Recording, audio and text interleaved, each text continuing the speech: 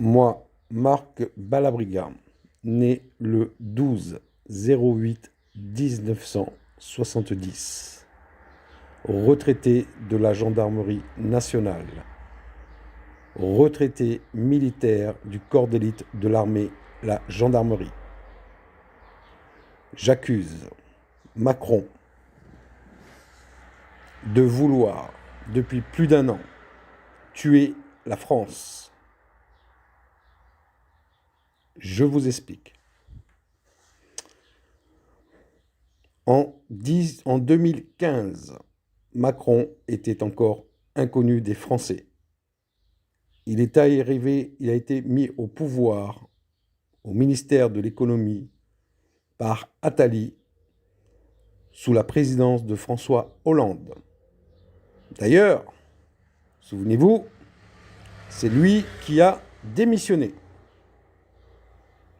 qui a trahi Hollande pour finalement se présenter en 2017 avec un nouveau parti qu'il appelle LREM.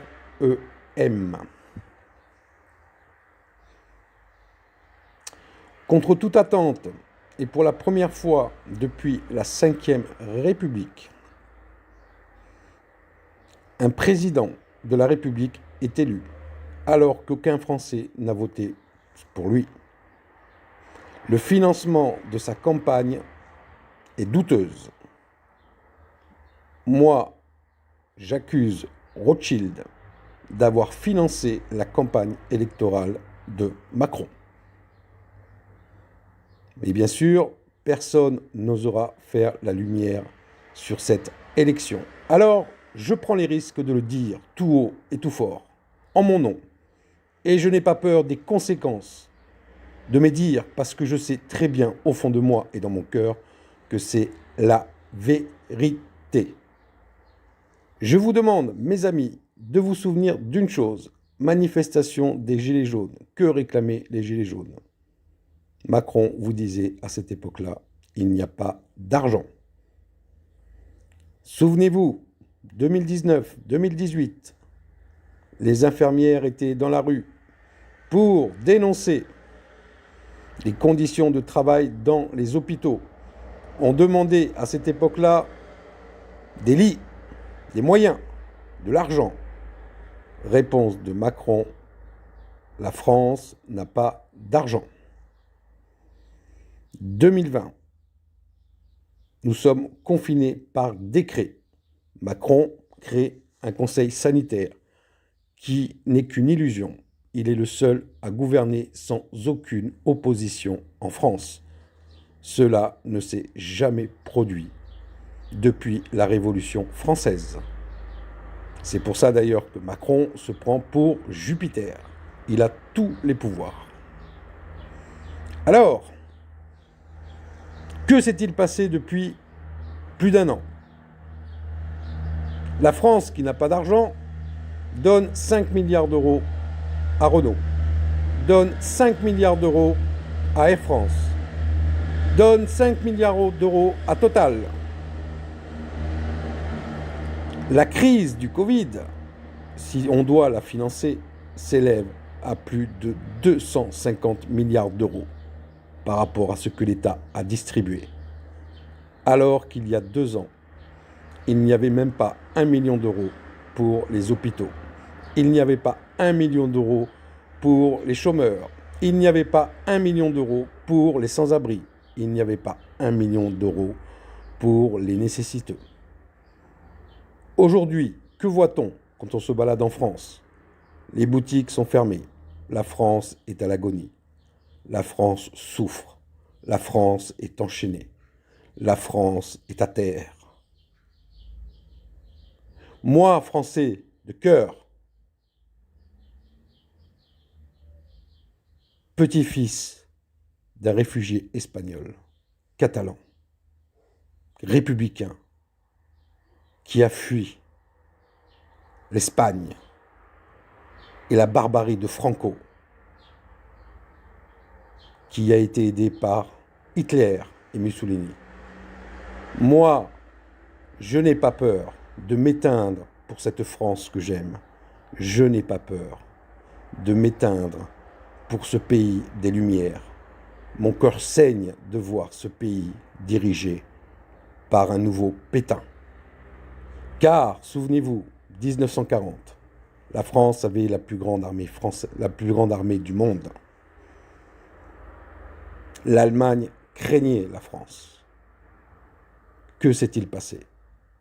Pétain a envoyé les Français, l'armée française, en Belgique, pendant qu'Hitler faisait rentrer ses troupes par les Ardennes. Les Allemands ont coupé la retraite de l'armée française, qui s'est retrouvée démunie, affamée, qui n'a eu d'autre choix que se réfugier à Dunkerque, qui n'a été qu'un massacre sans précédent. Un massacre organisé par qui? Les Anglais, dirigés par Rothschild et la reine d'Angleterre. Je m'explique. Les Anglais ont coulé la flotte navale française. C'est vérifiable. Et j'irai même plus loin. Il y a eu un tournage, un film qui s'appelle Dunkerque, et qui le dit, et ce n'est que la vérité. Les Anglais qu'ont-ils trouvé comme excuse à ce moment-là? Ils ont dit qu'ils avaient peur que la flotte française tombe entre les mains des Allemands. Et donc, ils ont coulé la flotte française et tué des soldats français. C'est une honte. Personne n'a réagi. Le premier traître de la France à cette époque-là s'appelait Pétain. Aujourd'hui, il s'appelle Macron.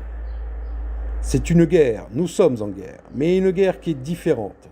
Mais c'est la suite de la Deuxième Guerre mondiale qui n'a jamais été terminée. Les nazis n'ont jamais perdu la guerre. Vous ne me croyez pas? Mais demandez à l'Allemagne, aux Allemands. Qui sont au poste des administrations allemandes? Des nazis. Qui fomente un faux programme spatial de la conquête de l'espace? Les nazis, la NASA. Pourquoi, alors que nous sommes dans l'Europe, les Allemands s'arment, achètent des chars aux Américains et pas à la France? Qui a créé l'Europe après la Deuxième Guerre mondiale? Monnet, un nazi. Qui a été le premier président de l'Union européenne en 1958 après le traité de Rome? Weinstein, un nazi. Qui a fait la politique de la chaise vide? De Gaulle. Qu'a fait De Gaulle en 1958 pour sauver la France? Il a écrit la Constitution française. Aujourd'hui, la Constitution française est violée par Macron, bafouée par Macron. En termes de santé, que dit la Constitution française? Et De Gaulle, qui l'avait rédigée, ne l'avait pas rédigée par hasard. Elle dit que le citoyen français est seul maître de sa santé. On ne peut l'obliger de mettre un masque, on ne peut l'obliger à se vacciner. Alors, je vous demande simplement d'ouvrir les yeux sur ce qui se passe depuis plus d'1 an. La France est à l'arrêt, la France est au chômage, la France est à l'austérité, la France a faim, et quand la France descend de la rue pour réclamer du pain, le bras armé de Macron, les forces de l'ordre et des forces de l'ordre illégales, comme l'Eurogène-Fort, frappent le peuple.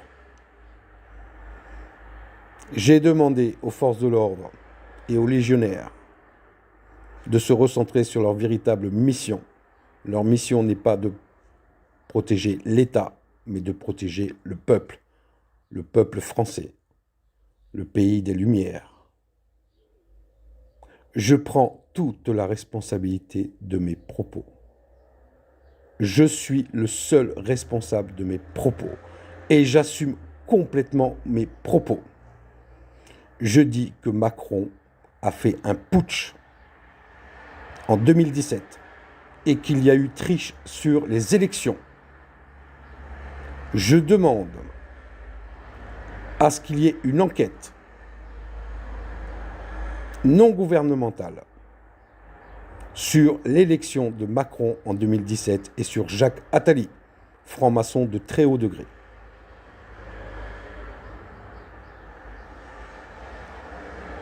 Cette vidéo, elle n'est pas faite pour faire un coup d'État, mais simplement pour libérer la France. Qui tient les médias ? 95% des médias sont tenus par des milliardaires. Qui sont ces milliardaires ? Ce sont ceux qui ont amené Macron au pouvoir. Il y a aujourd'hui une censure médiatique sans précédent. Vous pouvez tous le vérifier dans vos villes. Tous les Français qui sortent pour se plaindre, les médias ne sont pas là pour les filmer. Les Français qui meurent de faim, les médias ne sont pas là pour vous filmer. Les médias ne sont là que pour faire de la propagande d'État. Vaccinez-vous, vaccinez-vous, confinez-vous, ne travaillez plus. Dans quel monde vit-on ? Nous sommes en guerre, mes amis. Il est temps de se libérer. Alors, je demande quelque chose de très spécial. Nous sommes bientôt le 1er mai. Je demande à tous les commerçants d'avoir le courage d'être français. Parce que français, ce n'est pas... Être français ne se gagne pas par la naissance, par le droit du sol. Être français, c'est avoir le cœur français. Être français, c'est la résistance française pendant la Deuxième Guerre mondiale. Être français, c'est aussi ne pas avoir peur de s'effacer pour la liberté. Aujourd'hui, je demande donc que les valeurs de la République française, mais de la vraie République, pas de la fausse République, la République avec un grand R qui n'a jamais été française et qui n'a jamais été respectée. Je demande donc, à partir du 1er mai, que la France se libère, de ne pas respecter le couvre-feu, de ne plus respecter les gestes barrières, de ne plus mettre le masque, que tous les commerces rouvrent, que la France se libère, que la France se respire, parce qu'actuellement, elle étouffe. Voilà ce que je demande. Et je suis complètement responsable de mes propos. Si tout le monde ouvre, si personne ne respecte la dictature de Macron, qui, je vous le rappelle, gouverne par décret. Et là, je m'adresse aux hommes de loi. Que dit la loi ? Le décret ne vaut pas loi. La loi est supérieure au décret. Il y a une loi de février 2010 qui dit quoi ? Il est interdit de se couvrir le visage sur la voie publique. Que voyons-nous ? Des gens masqués. L'État a également est responsable d'avoir tué des personnes âgées dans les EHPAD en administrant du Rivotril et d'autres substances illicites, alors qu'il existe des produits naturels comme la vitamine C, la vitamine D, du zinc, du cuivre. J'accuse Buzyn, qui aujourd'hui est à l'OMS, d'être responsable et d'avoir empêché, en tant que ministre de la Santé, les médecins de soigner les gens qui étaient atteints de ce soi-disant virus, qui pour moi n'est qu'une grippe. Je vous demande d'ouvrir les yeux, mes amis. En 2019, nous n'avons pas entendu parler du vaccin de la grippe. Nous n'avons pas entendu parler de la campagne vaccinale de la grippe. Pourquoi ? Parce que le plan du coronavirus était en route. Il y a eu en septembre 2019 une simulation au Forum économique de Davos, fait par Bill Gates et le docteur Alexandre, que certains alerteurs connaissent, sur une épidémie mondiale. Je demande aux vrais médecins, aux scientifiques, de m'expliquer comment un virus qui sort d'un laboratoire peut contaminer 2 mois plus tard le monde entier. C'est du n'importe quoi. Plus c'est gros, plus ça passe. Mais passons. Je demande simplement aux Français de se recentrer sur la réalité. Si nous vivions une véritable épidémie, est-ce que vous croyez que la mortalité des statistiques de l'INSEE serait à 50 000 morts près, identique d'une année sur l'autre? Vous savez combien meurent de nos compatriotes par an?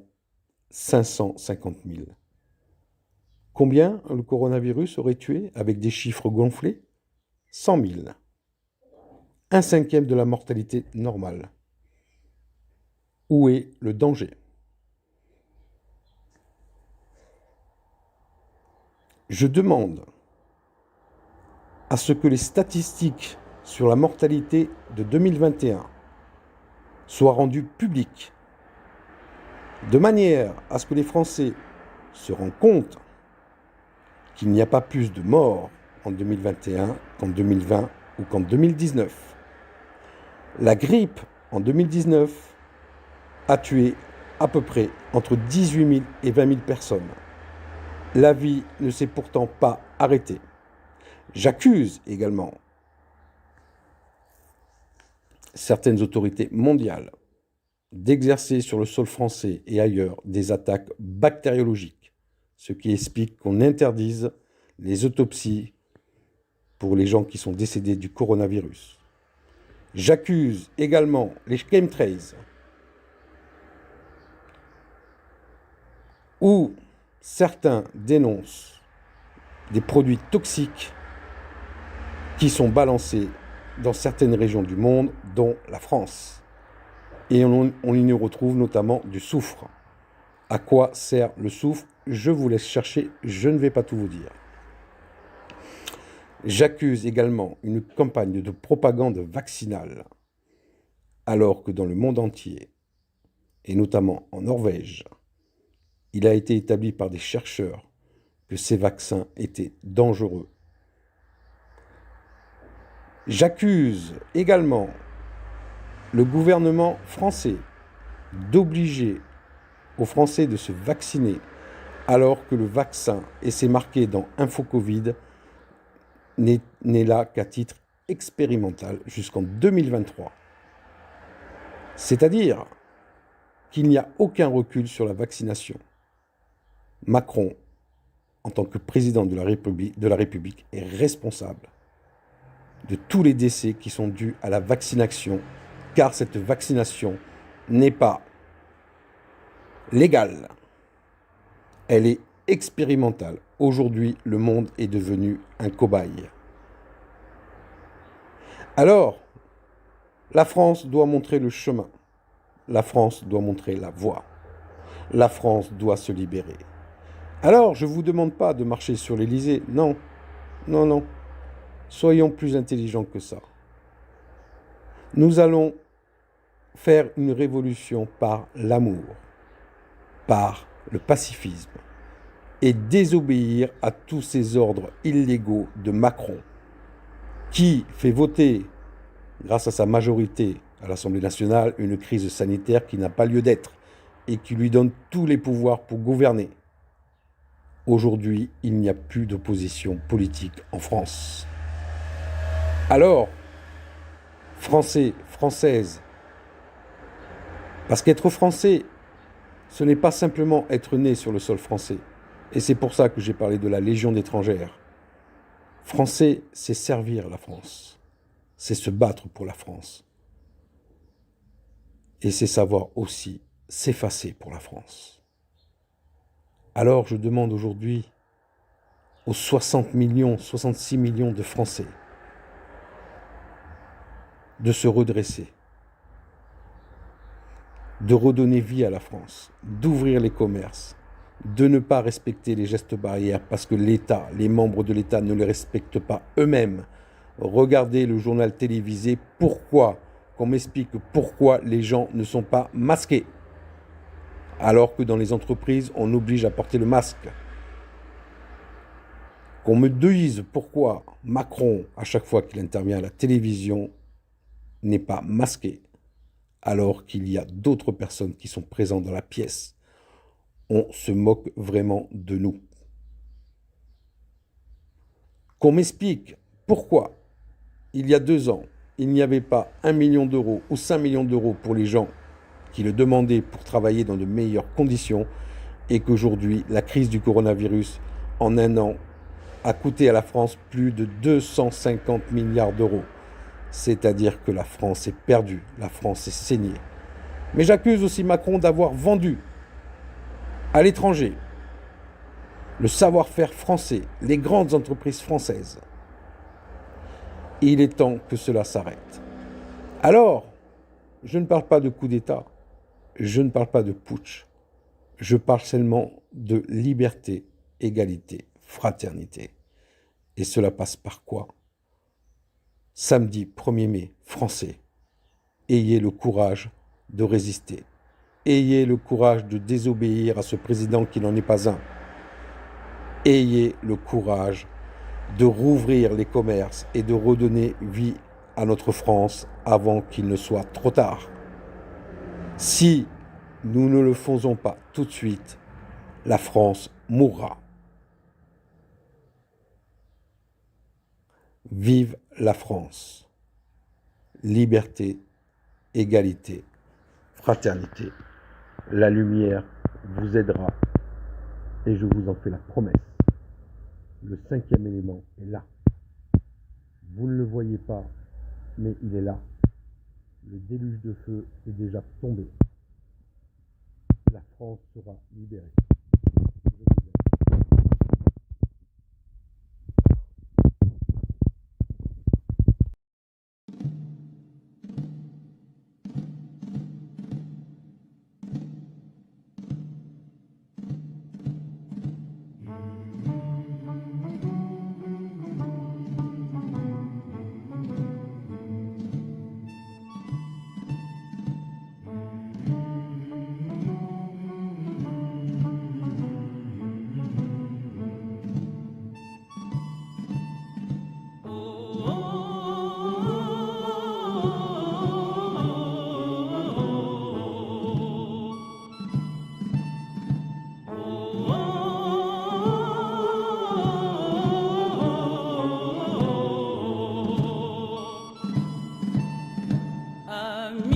Entends-tu le vol noir des corbeaux sur nos plaines? Ami, entends-tu ces cris sourds du pays qu'on enchaîne? Oh, et partisans, ouvriers et paysans, c'est l'alarme. Ce soir, des larmes. Montez de la mine, descendez des collines, camarades. Sortez de la paille, les fusils, la mitraille, les grenades. Oh, et les tueurs à la balle et au couteau, tuez vite.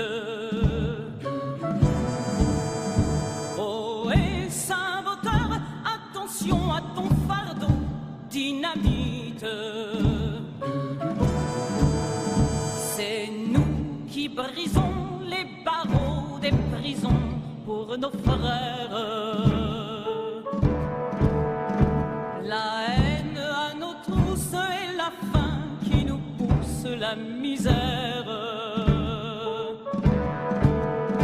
Il y a des pays